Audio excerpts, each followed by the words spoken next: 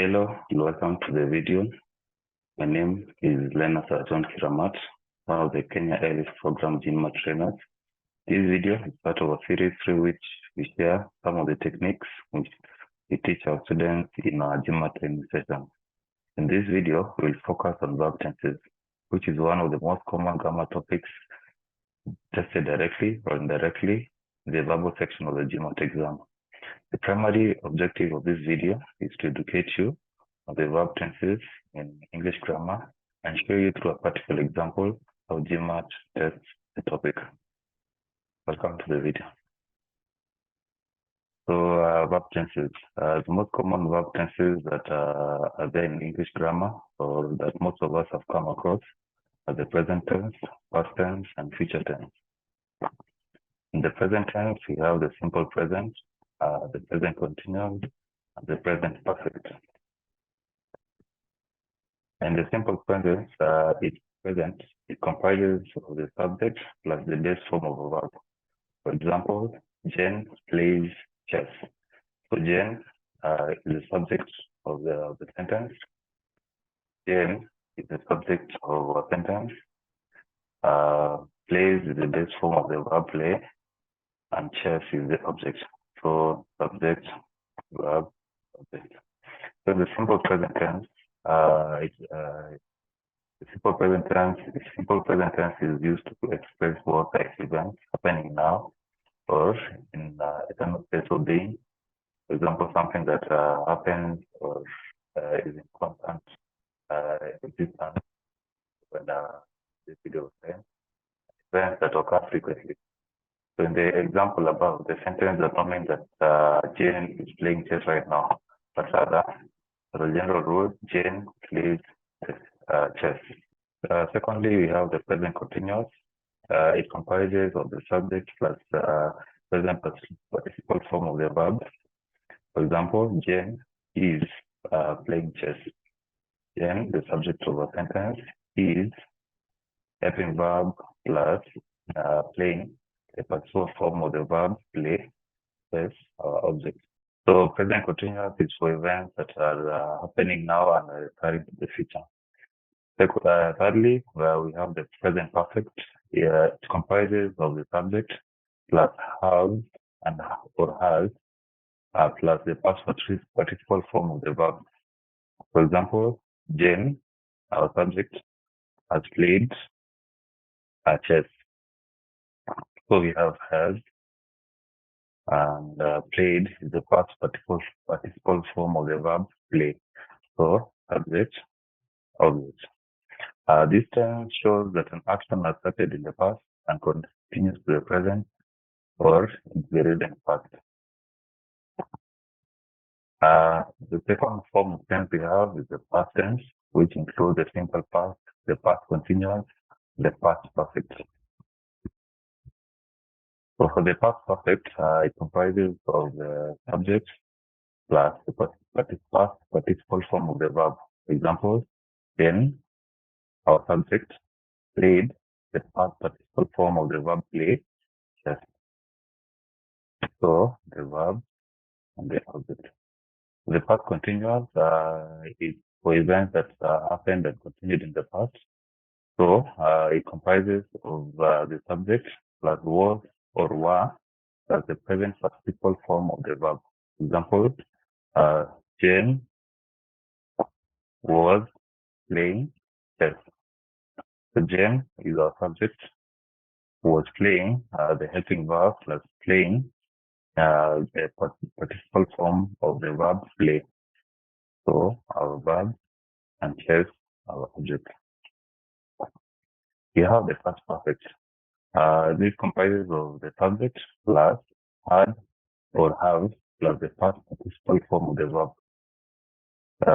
Past perfect shows something that started or happened in the past before another event or past event took place. For example, Jane, our subject, had played chess before she learned bridge. So this event of Jane playing chess, event 1, Then we have event 2. Event 2. So this event happened prior to this event happening. So we use the past participle form, that is, had played chess before she learned bridge. Thirdly, we have the future tense. The future tense comprises of the simple future, the future continuous, and the future perfect. The simple future comprises of an event that will happen in the future, and the construction of such a tense is formed by the subject plus will plus the base form of the verb. For example, Jane will play chess. Then our subject will play the verb and chess the object. So this is an event that will happen in the future. That is, the action of playing chess will happen in the future. So we use the simple future tense. Secondly, we have the future continuous. That is, for events that will be continuing or be happening in motion, will be in motion in the future. For example, therefore, the future continuous comprises of the subject plus will be plus the present participle form of the verb. So, for example, Jane, our subject, will be playing chess. So, will be indicates that the action will be happening in motion or in continuity in the future. The future perfect, the last form of the future tense, it comprises of the subject plus will have plus the past participle form of the verb. For example, Jane will have played chess by the time she gets the message. So this event, which is event 1, and this is event 2. So event 1, event 2. So this first event will occur before the second event or the latter event happens in the future. That's why we use the future perfect tense, will have played. The conditional mode. The conditional mode involves talking about the future from the present or talking about the future from the past. Talking about the future from the present, it's for the construction of such a sentence is formed or created by combining the verb, the word will, plus the present participle form of the verb. For example, the scientist believes that the machine will be wonderful. So the future, we are talking about the future from the present, that is, the scientist believes, this is present participle form of the verb believes, that the machine will be, that is, their belief will be actionable in the future. That is why we use the verb form will be wonderful. So the scientist, our subject, that the machine or this is the object will be wonderful. This is an adjective that describes the machine. Secondly, talking about the future from the past, we use such a sentence is formed by combining the word would and the past participle form of the verb that is being used in the sentence. For example, the scientist believed, that is the past participle form of the verb believes, that the machine could be wonderful. So this act of the scientist believing the machine would be wonderful happened in the past. So in the past, the scientist, our subject, believed that the machine or object could be wonderful. So take note, we use the word would be for events to describe, to talk about the future from the past, and the word will to describe events that will happen in the future from the present. You are watching Success with Bob Mwiti Show, Presented to you by Upstack America. Upstack America is a consulting company that helps immigrants find amazing higher education and job opportunities in the tech industry in the United States. You can find our programs by going to www.upstackamerica.com. Upstack America, we wake you up to the unlimited potential. Verbs and parallelism. Pretty sure by now you've come across the concept of parallelism. That is, when constructing a sentence,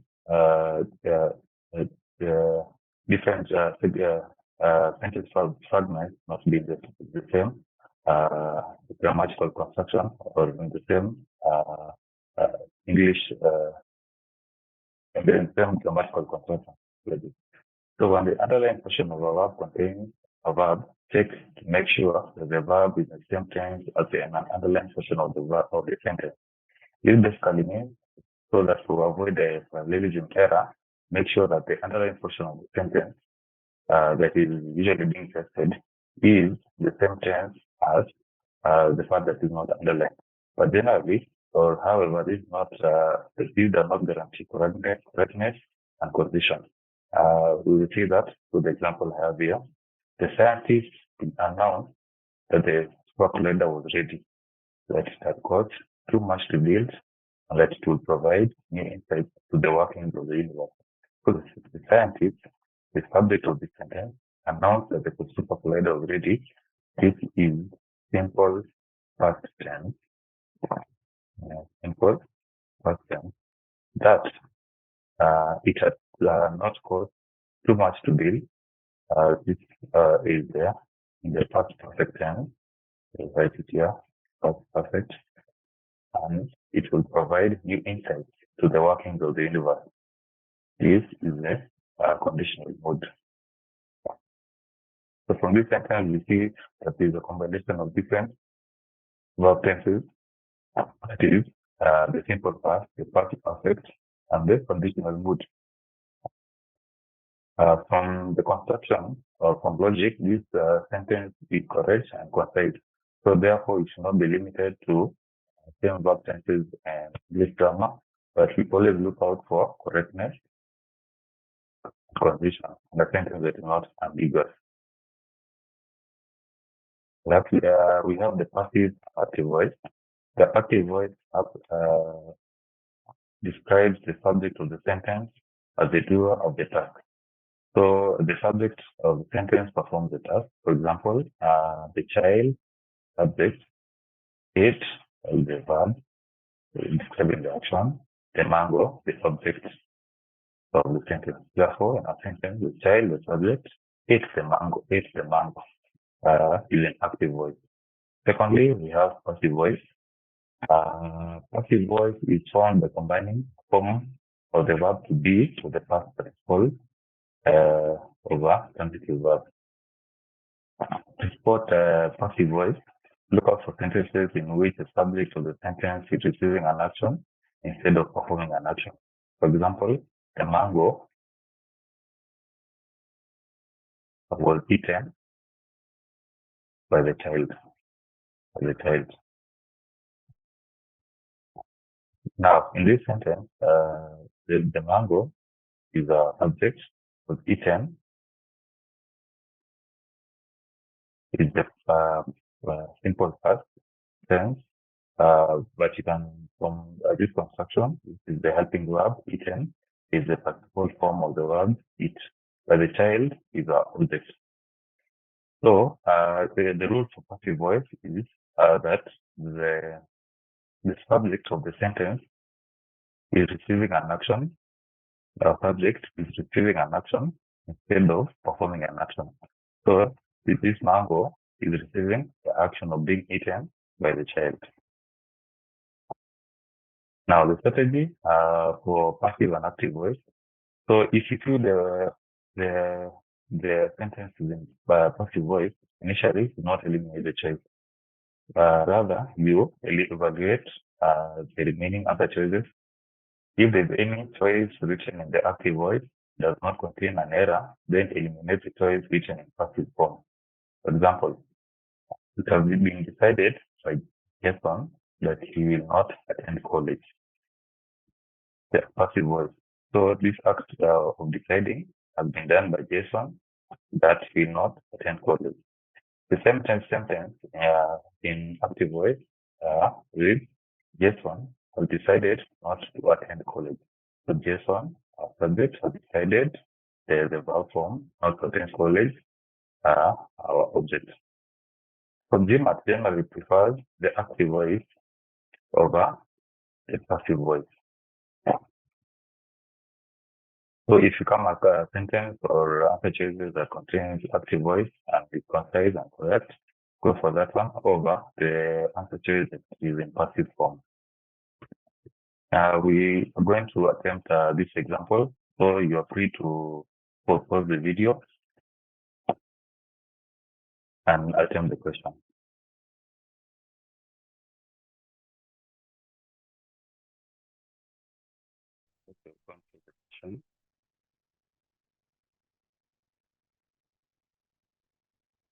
So our sentence reads, because of limited available funds, some non-profit companies had elected to train their current employees management techniques other than recruiting eligible managers from outside.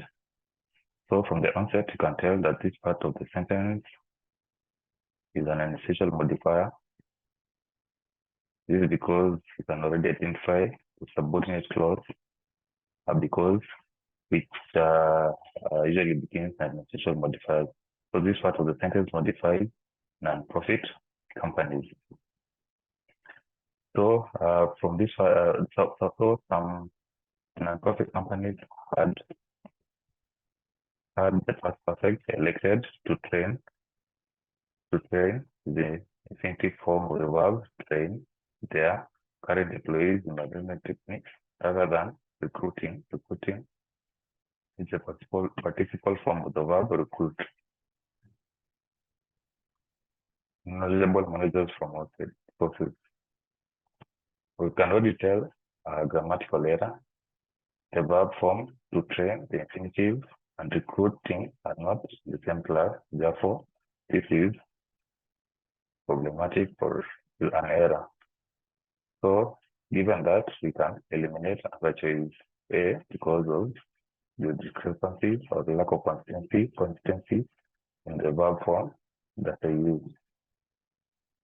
Going to be had elected training current employees in management techniques rather than recruiting. Had the past perfect elected training the participle form of the verb train current employees in management techniques rather than recruiting. The participle form of the verb recruit. However, this participle form of training and recruiting is in the past continuous form rather and the verb, the word had stands for the past perfect form. So this sentence comprises of the past perfect form plus the past continuous or